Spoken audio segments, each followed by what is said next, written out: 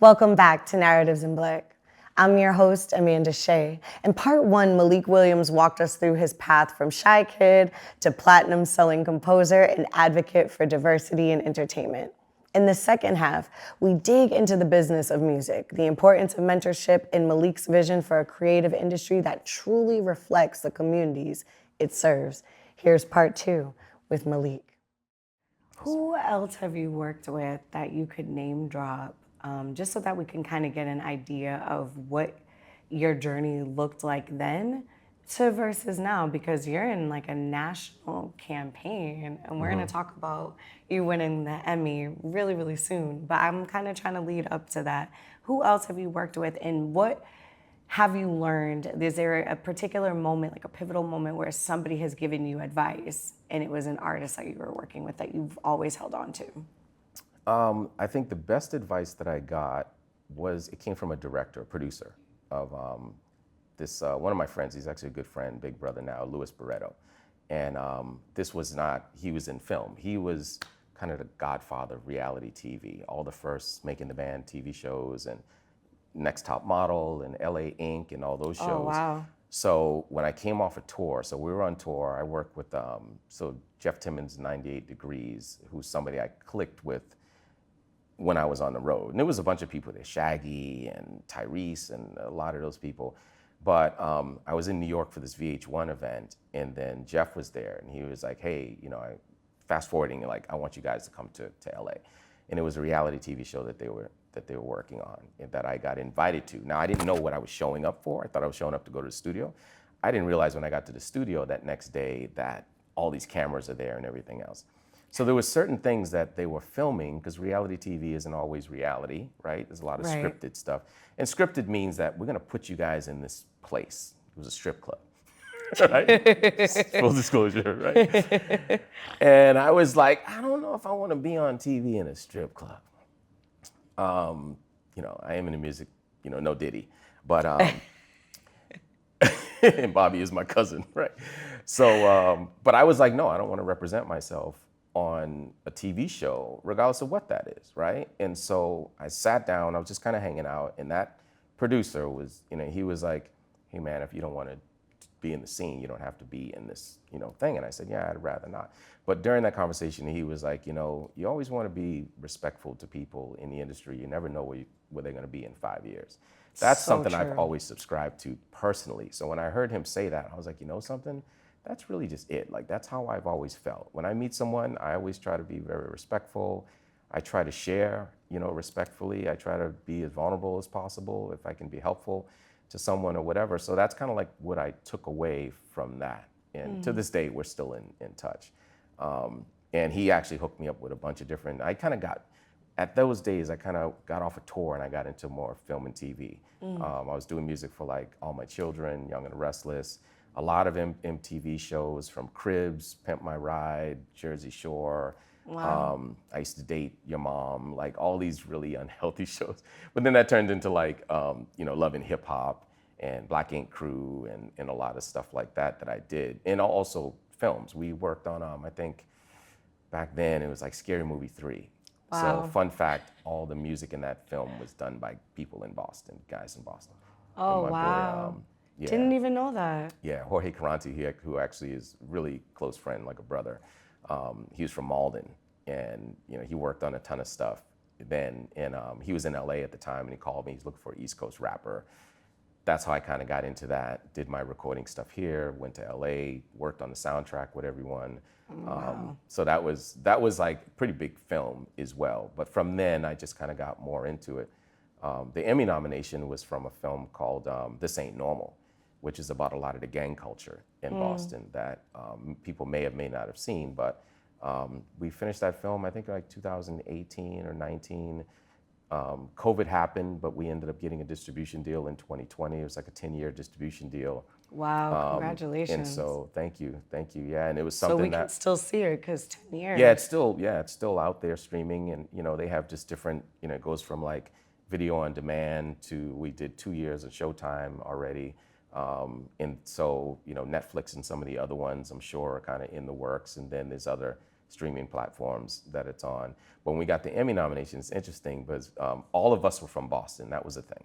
When we first started working on that film, I'm reaching out to a lot of my family and friends, like in Roxbury. I grew up in Roxbury. So we were very mindful. Yeah, we were very mindful not to have people, like, not to exploit people, right? So the whole goal of this film, interviewing like some of the worst gang members that, you know, that were still out active, and what the director had to go through to just gain trust with them and everything else, we're really, you know, cognizant of the fact of people aren't used to, our community aren't used to Black people in that creative process doing something to make them look good. Right. You know? Right. So that was the whole goal. Like, how do we humanize these folks? Like, we all know someone that's doing some street stuff or a drug dealer or whatever. It's just common, you know, regardless of what race you are, right? And then understanding that, you know, that's a really good person because of just the code of the streets in some cases, right? Or that's somebody's mom, you know, like make sure this is the old lady next door that we, you know, help her with her groceries and, you know, those kind of things, right? So like we know that these are good human beings that are in circumstances, and then they have children, and of course they don't wish that on their children. It's just that they don't have the education and the tools. So this movie, we end up doing it. It wasn't something we can just go start screening because somebody would have come and shot up the place. Like literally, it was crazy what we went through to go to market with that. And so we were kind of under the cover, which is why it wasn't this big promotional splash when we got out there, but we aligned ourselves with like BU Medical, you know, City of Boston Arts and Culture, a lot of the Boston Public Libraries, doing screenings at churches and things like that, all the while that we had the distribution deal. So the distribution deal was more a national thing, and then what we were doing community-wise is showing up and having conversations. You know, Ruth Zuckerin, she's the executive director of the Mass Coalition to Prevent Gun Violence. We partnered with her doing a lot. And so she really helped champion the project locally to get, and we went everywhere. Ayanna Pressley, we're in DC with her. I'm sorry, Congresswoman Pressley. I wasn't going to correct you, I but I'm glad myself. you corrected yourself. Well, you know, her husband Conan is in the film, and I kind of thought that too, because when I met her, it was before she was a congresswoman. And it was so awesome that she actually still like just had so much love and respect for what we were doing to kind of stop her day, you know, when we were in DC to actually show up, you know, and be a part of that Q&A and do what she does best as well. So, you know, apologies, you know, for that. I should say apologies for that slip up. No, you good. But yeah, so like in those kind of things really is why I do what I do, you know? Right. I can be cool all day long. And I say this a lot, like when I show up with kids. When I came off a tour, we're all stars on the road, right? And, you know, you kind of live a certain lifestyle when you're out there. I'd come home and I know like Joey McIntyre, like he had his band, which is a lot of guys from Boston. So I'd see them in different countries, and it was fun for us to see each other on the road. And I'd get home and I'm like, where's everybody at? Like, where are they at in, you know, the Boys and Girls Club? Yeah. And they're not sharing anything that's going on. Everyone has their own circumstances. But what people don't talk about in Boston is we really don't have any kind of legacy, right? It's like the blind leading the blind a lot. And I say things out loud a lot because I'm not a celebrity. I'm just someone that shows up all the time. Right. And I try to support other people as much as I can, even if I can just clap loud in the back, you know? Right. Or in the front row, you know, clap loud. Or you know what I do. If I see your stuff, I'm sharing it and liking it and leaving hearts. Yeah. And I'm doing that because I feel like I've achieved enough myself where if I wanted to be a knucklehead, then I can just be like, oh, whatever, you got to figure it out, Amanda, right? Versus me being like, yo, that's so dope, because I really do believe in you. Right. You know, and you know I believe No, in you I and do. I love you and I always, you know. I'm glad that you're naming this because I think like support can be fickle here, right? And I think even when you named that, there's several different things that you named that I want to kind of touch upon really briefly. When you said about like, where's everybody at and where's the support, it made me think about C4 when he was going to Rhythm and Flow on Netflix, and some of the lack of support that he received, it was like, bro, this is somebody from Boston who's gonna be on Netflix with Luda and, you know, DJ Khaled and Lotto. Like, this is a way for Boston to be seen too. So it was really disheartening to see how some people either pretended like they didn't know or just didn't show up in droves to support this person. And Right.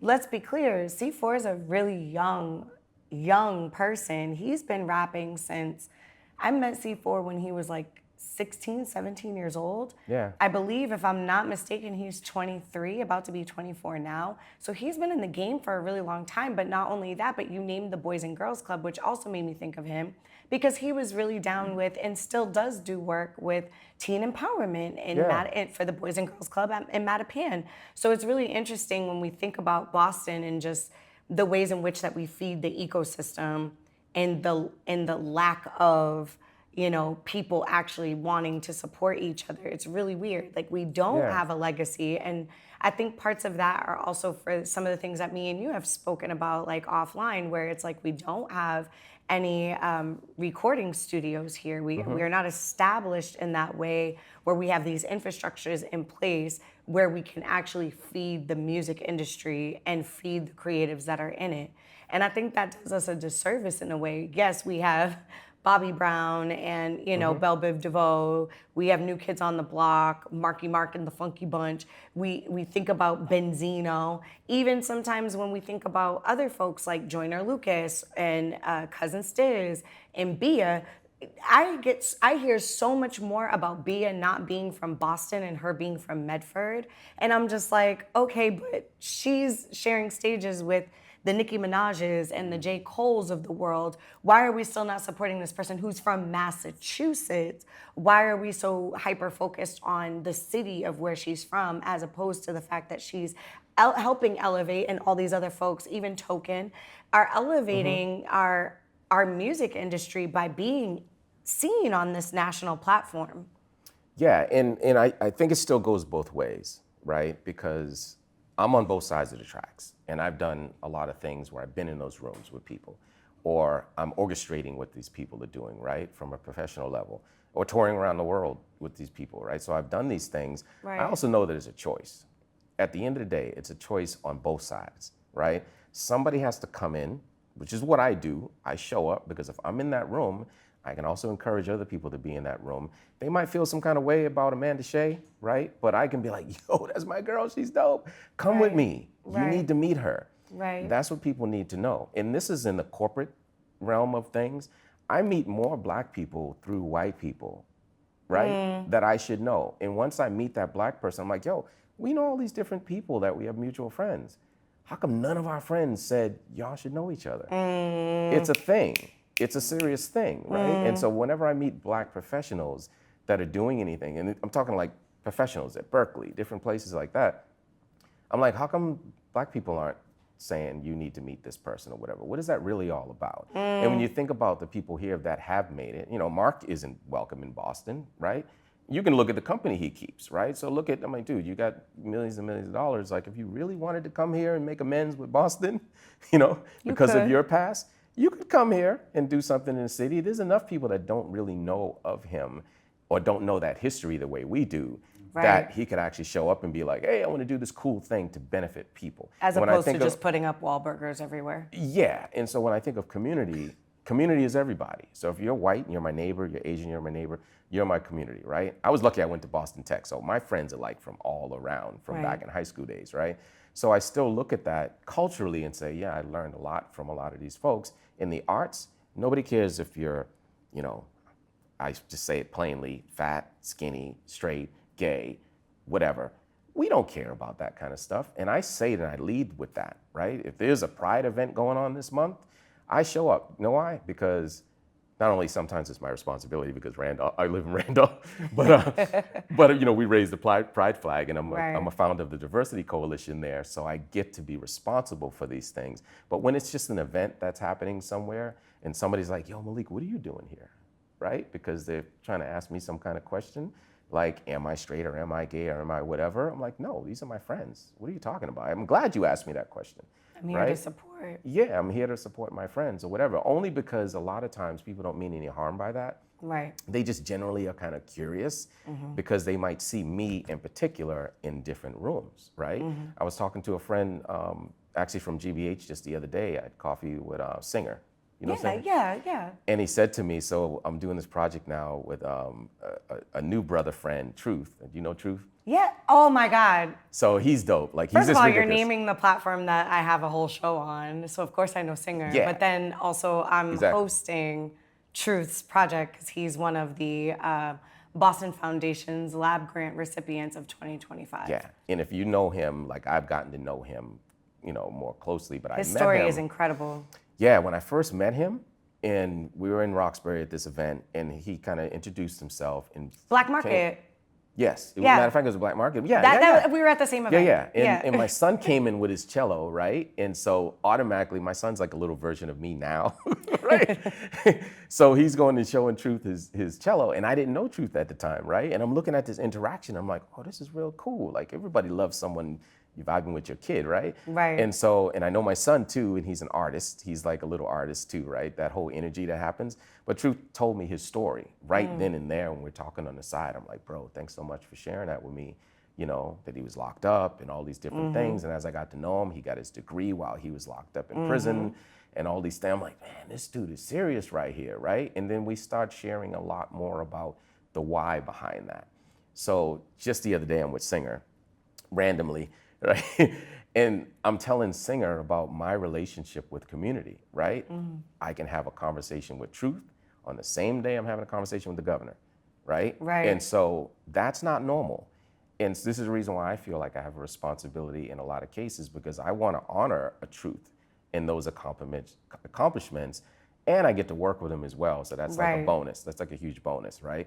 But just meeting him as a Black man that's gone through that, right? And understanding his mindset. It's like me as well, because I grew up a certain way. But no, I want to kind of lead with love. I want to hug people, but I'm also from the streets. So like, I still get, I'll read you before you even know what I'm doing. But I also know, like, I kind of give humans the benefit of the doubt. And that's why I don't care where somebody's from or what they believe or their sexuality or all these things. It's like, I want to just honor somebody as a human being, right? But there's not a lot of people that have that experience. So that's experience of a streets versus politics or government or corporate and all the rest of that stuff, which is why I do what I do. There's not a lot of people like me, that I meet, right? That's into the arts, the business of the arts and all that kind of stuff. This is why I have an issue with people out there that have been successful, right? Our celebrities around town. I can't name one person right now that's benefited, right? And I'm not talking about showing up to old folks' home and getting a buffet breakfast, right? Where I look at those eggs, I'm like, come on, man, this is out of a box or whatever. This is what they're worth. This is what our community is worth. But literally, there's arguments going on because of the blind leading the blind and the Pied Pipers comes in town. This kind of stuff happens with Bobby. Yo, you gonna get Bobby from the airport? No. Why would, you know what I mean? They calling me for an interview somewhere or whatever. And I say that because me and Bobby have a good relationship, right? And Bobby has to rely on people around, because he's not here, right? To say, hey, let's go see the mayor today. The governor's gonna be here. Let's go meet the governor. And I've done these things, and I've opened up doors for a lot of these things. Bobby's in a better place now than it was before. But I say that only because it's like, when do we ever talk about this? Right. Do we know if somebody really wants to do something to help community? Right. At least you can tell somebody what not to do with their career. Right. Start there. You know what I mean?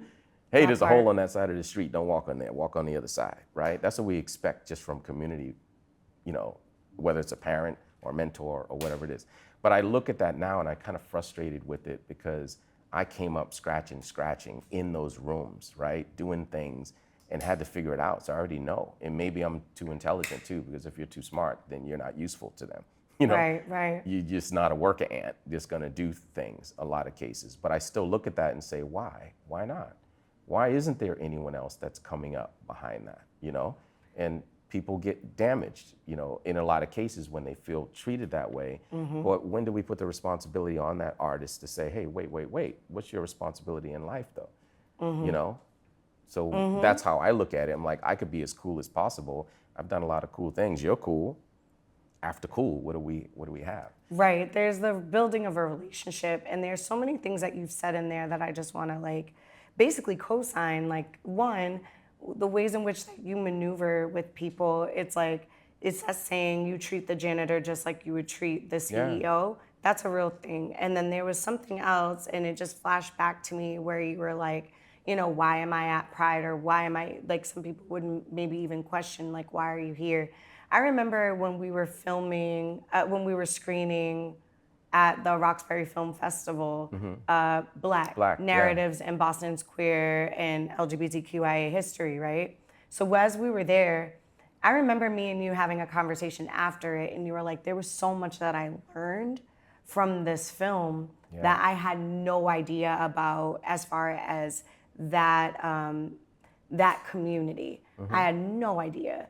And you were happy because you were like, I learned so much that now I can take that back and share that with folks that weren't here to see it, Yeah. but also for folks that don't identify with being LGBTQIA plus in this community, and I can educate some of my cis hetero friends. Yeah. Like, you named that, and and you named also, as a Black man, it was important for you to be in that space to learn. There was terms that you said that you've learned about that were in that film, and I thought that was really incredible just for somebody to say that out loud, because usually people would think that, but they wouldn't name that. And obviously, because of our relationship, you're gonna tell me, right? You feel comfortable with expressing that. But I was just like, this is really dope. Like, and not only are you saying that to me, but I believe that you're gonna push through and you're gonna tell other people and educate other people, because this is what you just watched.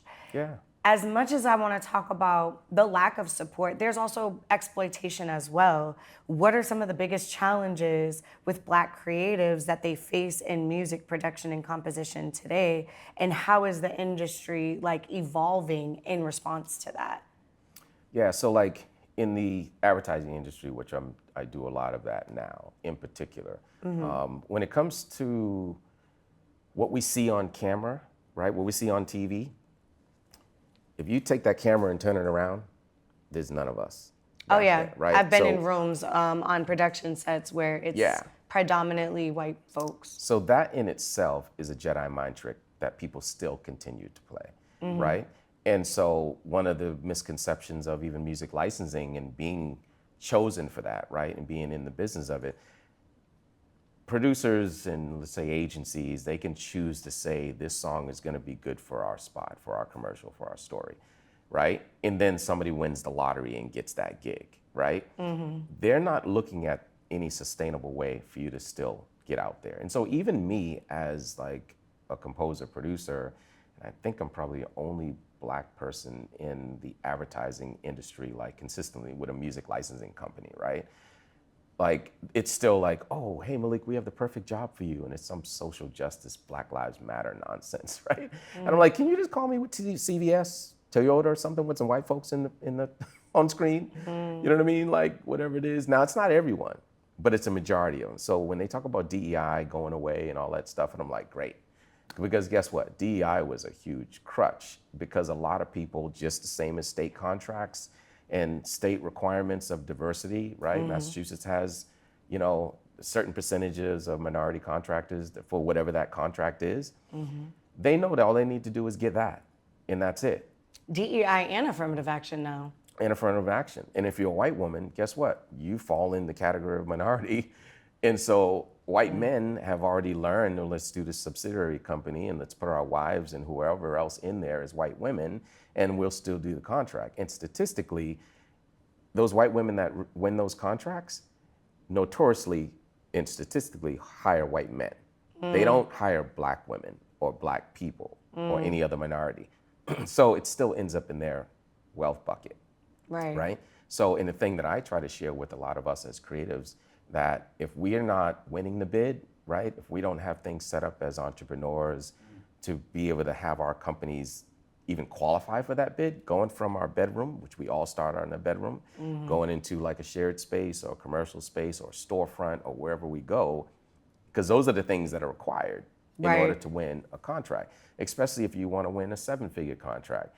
Well, guess what? Construction companies that are out there, they all kind of gang up with each other and they say, hey, let's make sure we get these little Black people out of here because they can't do what we do. Let's get more power and let's all work together, because that single little contractor, the Black contractor, doesn't have the resources to do that. And the only time they pull in that Black contractor, again, across the board of whatever industry it is is when they just need that little percentage, right? So they're not trying to build relationships and partner with us and grow with us. And again, that's a misconception. It's kind of a, call it a Jedi mind trick where we look on the outside and be like, oh, because they make sure that we're in that photo op, right? Yeah. So I blow this stuff up all the time, and I shoot from the hip. I tell people exactly how I feel because I'm in there and I'm like, why? Why wouldn't you? And my white friends, I've got a lot of white friends too, that come to me and say, Malik, you think you feel bad? They call me when they're looking for black talent, right? Because they don't want to come to me and say, hey, we're looking for black XYZ talent to do this thing because of their issues. Like, this is all mental health issues on their side, right? Why can't you come to me and say, hey, Malik, we'd like to tell this story and we're looking for this black talent. So not only am I not getting the gig, they're giving the white guy the gig to come and get us. Right. So again, we're just a hired help, which is the same as 3 little musicians in the corner at the little luncheon, right? We need music at the luncheon. Let's get our little jazz trio, right? And we end up with vendor meals. They're not even giving us, you know what I'm saying? That's a whole nother, we could talk about artist treatment for days. But that's why it's important for us to understand that contract that you have, something as simple as a vendor meal. No, we're not eating vendor meals, right?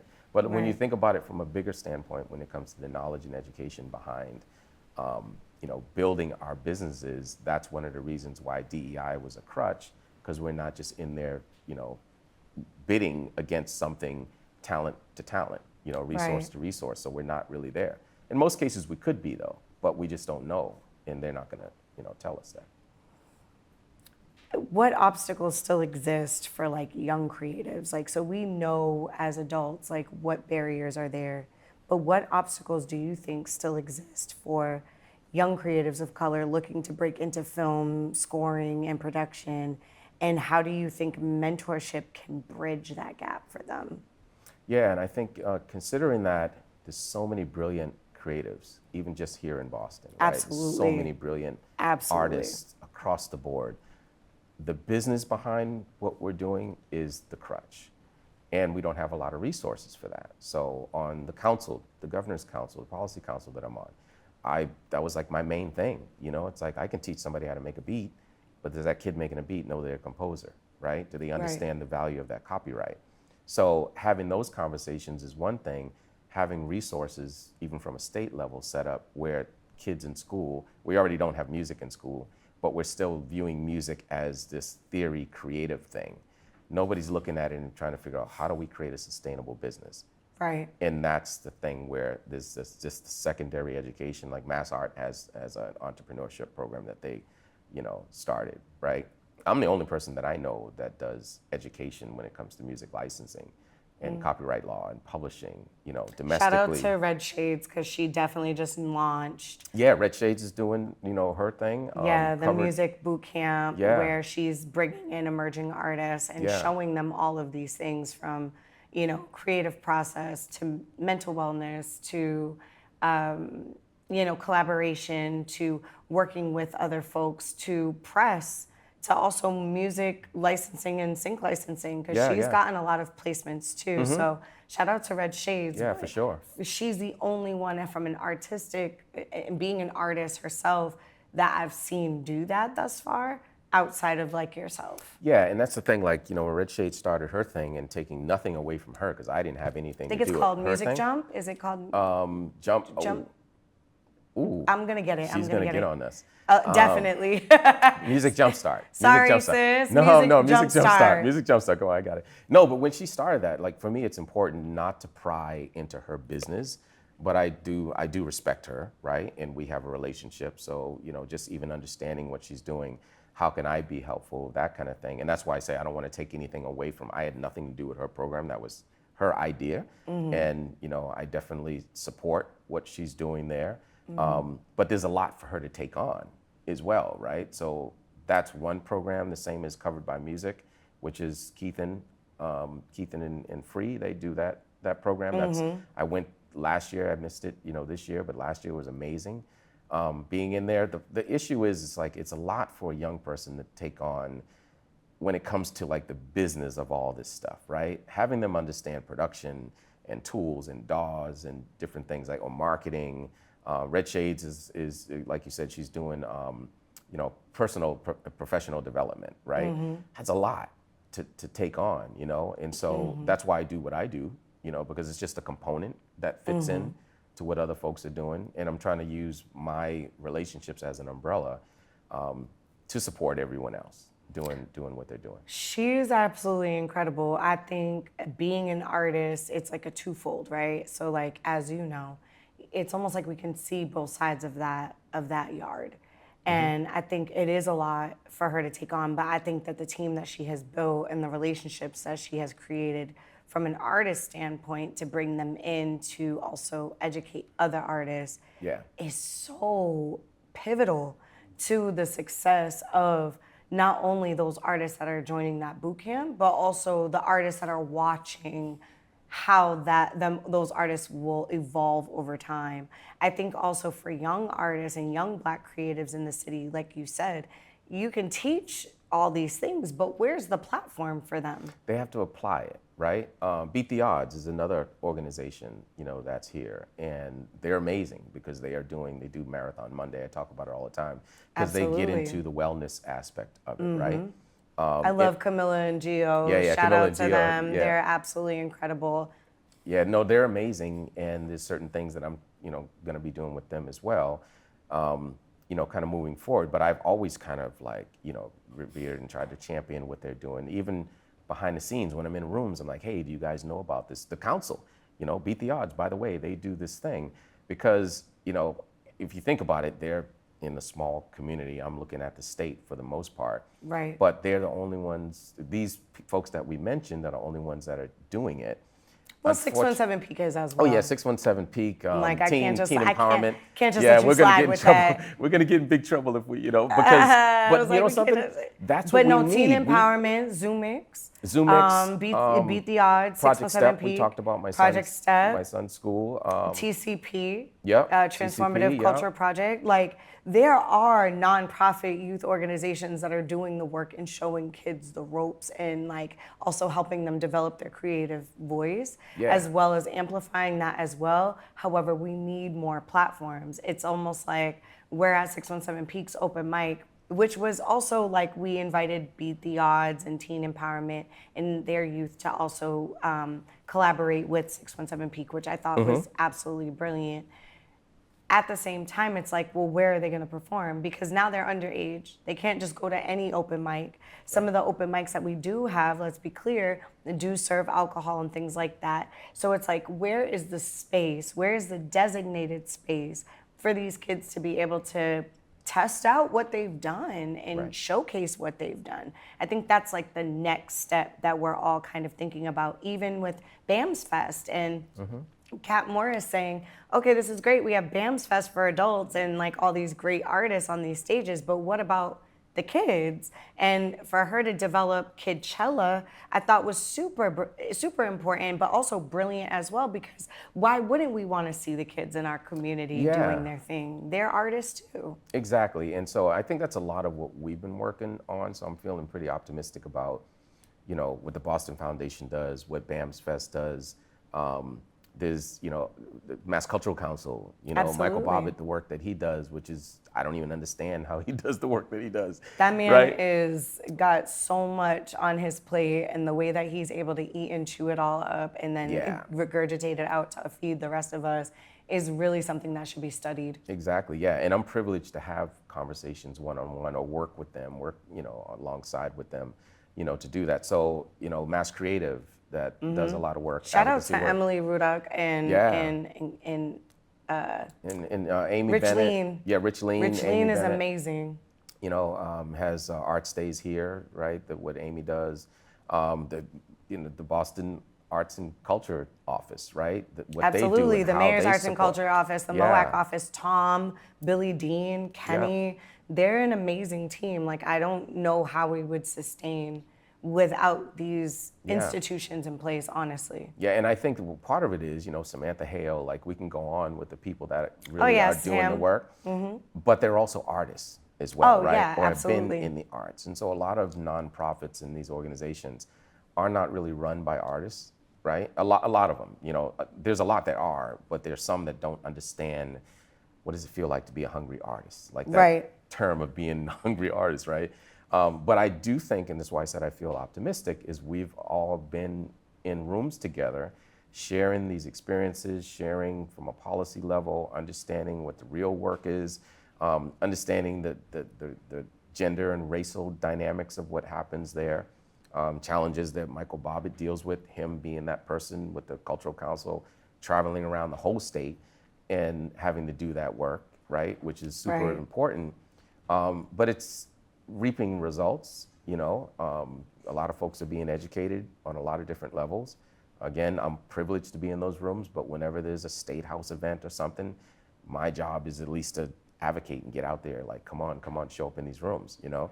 Absolutely. We need so much more of it happening, but at least now, compared to even pre-COVID, like post-COVID, we've all been outside. You know, people look at me, they're like, how do you do this stuff? You're cloned. You know, I'm like, no, it's just me. Yeah, I don't have a dimmer. I'm like, I'm either off or I'm on. And when I'm on, I'm super intentional. I'm going into a room, why? You know, and I'm seeing the people that I need to, you know, or supporting the people that I feel like I need to be there for, to at least make those connections, right? Because you and I are gonna talk, other people are gonna talk, and we're gonna just share, right? Yeah. And I think that's what need BAMS Fest, for instance. I told Catherine, it's like, last year, we're right there on Blue Hill Ave. Like, what's going on? How can we be in Franklin Park and the hood's not there, right? We have to work on that, right? It's nobody's problem, fault. It's just a thing, right? So the more we can talk about it out loud and say, hey, who do you think should be here? You know, who can we get in here? Who can we get to perform? Who can we introduce to that other person? Even if it's not anything other than this a nice introduction. Y'all should know each other, right? If you guys get to know each other, whatever, that's the human nature part of people showing up to the cookout, right? If you don't have a +1, you don't can just walk in off the street. You gotta have a +1. Right. So an invitation to the cookout. You gotta have an invitation. Looking ahead of where you are right now, are there any projects or anything that you're working on right now that you're really excited about that's gonna come to fruition really soon? I mentioned Truth's Project. I'm always working on different commercial advertising projects. You know, those are various. GBH, I'm doing some work with them. Actually, Rooted. So I'm the composer. Rooted, yes, with Paris Alston. Yeah, with Paris. So I'm the composer for that. Beautiful. That show, which is pretty cool. I love that. Yeah, and Paris is awesome. Congratulations. No, she is amazing. I love her. Yeah. Besides the creative projects that I'm working on, my background as an audio engineer, educator, mentor, I am a co-chair of the Audio Engineering Society here. So I'm the first Black chair in 75 years, right? Oh my gosh. Brings that into community. This year I was elected governor for the global organization. So that's like 15,000 members in 52 countries. Oh, wow. So I'm constantly on global Zooms and town halls and things like that, which is a lot of my learning as well, like not just what's happening here, but also what's happening globally. Absolutely. Which means opportunities and things for, you know, younger people in the community. Right. The Recording Academy, you know, you kind of mentioned that before, but they have the Recording Academy Grammy is, you know, I'm a voting member, so I can nominate people. So I do that every year and do my advocacy and outreach to support folks, right? So people that I voted for actually won. At least one person that I voted for in particular, you know, won a Grammy this past year. So we know it works. Can we drop their name? Yeah, Matt B. So Matt B is over in LA. Congrats again. Congrats. To, you know, to him. And again, and this was all just us online, meeting each other and sending, you know, hey, let me check out your work or whatever. Because when I vote, like I try to pay attention to what people are doing. I'm not going to vote for you because I know you, right? I didn't. In that case, I got to know him because of this process. Right. And those kind of things. So that's really, really great. And then the Music Managers Forum, which is not something that a lot of people know about. It's about 30 years old or so. So we have a new chapter here. And that's, so like I'm self-managed. You're self-managed technically. So if somebody's not with a big management company or a manager, then you have to figure out, how do I get those shows? How do I, you know, do a lot of things resource-wise, find an attorney, a lot of things that you might need as an artist. So the Managers Forum, I'm one of the founders of our chapter here with Ralph Jacadine, who's actually over at Berkeley as well, and Tim Collins, who is Aerosmith's ex-manager.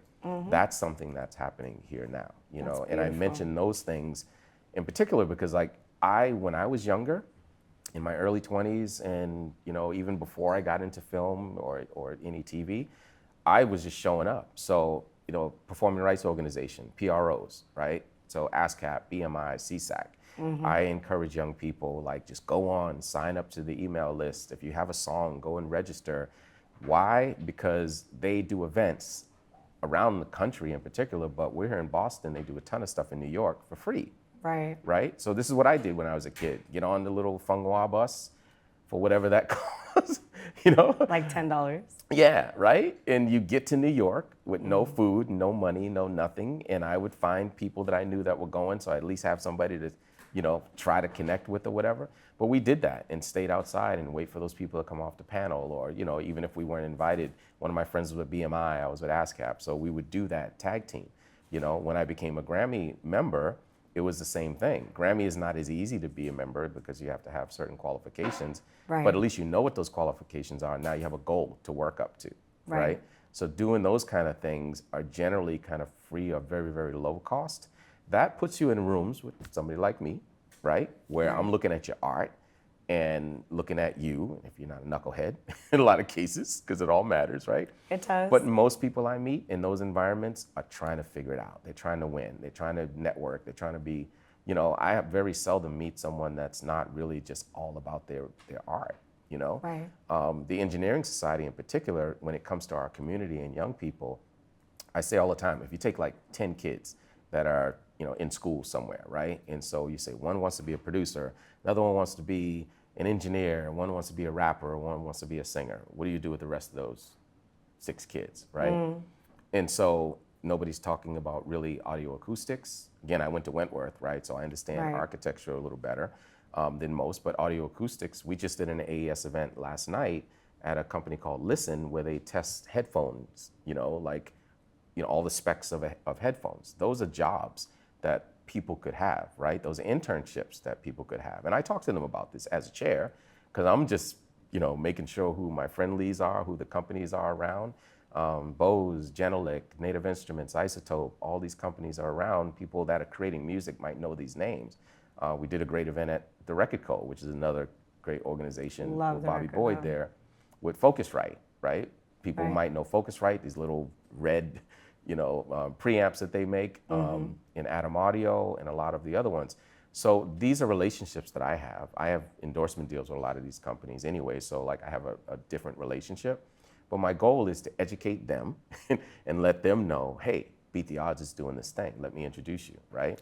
Have those young people, you know, be exposed to all these different jobs, you know, audio forensics, you know, everything happening politically now, every court case that's happening, right? All that audio. Listen. So, and then you can work, once you're in audio acoustics in particular, you know, like you can work with construction companies, right? So you can find these other pathways that are happening within the audio industry, right? So you can still be that creative person that loves music or loves audio, but be able to create a sustainable career.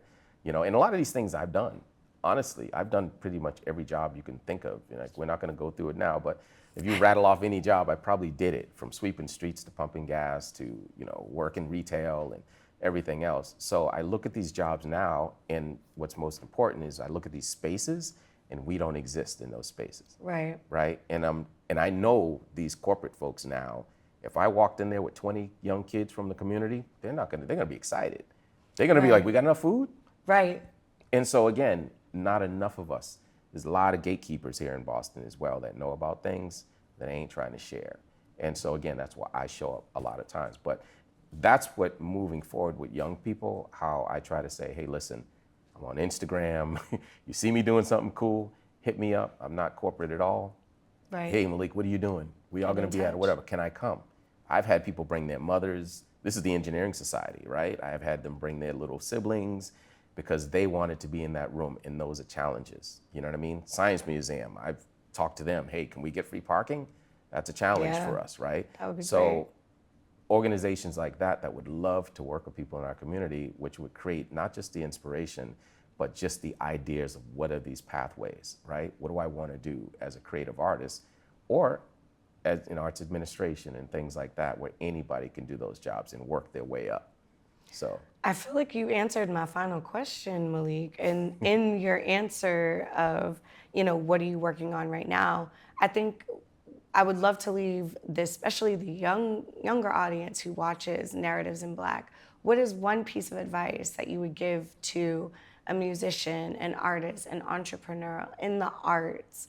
What's one piece of advice that you would give them to take away from this interview? I'd say, regardless of what level they are with their career, I'll say show up. You got to show up. You got to be in that room. If you're in that room for the right reasons, the energy, I know me as an older person doing stuff, I love meeting young people that are just, inquisitive and curious about whatever that is. What are you doing?